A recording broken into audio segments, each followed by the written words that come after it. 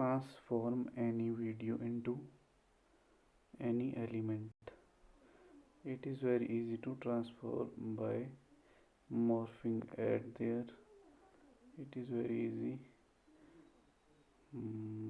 Next we can add more slides, and again we can remove this transformation and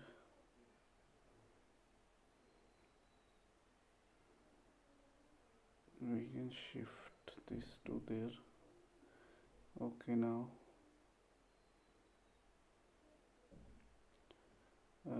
we try the manim. Okay, manim style.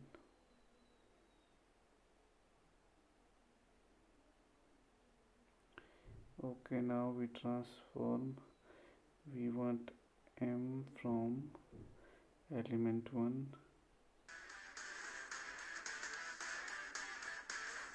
There is Google ad, but very soon I will remove these ad.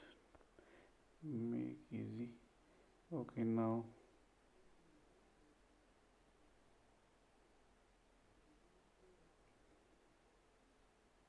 so hence this is animation.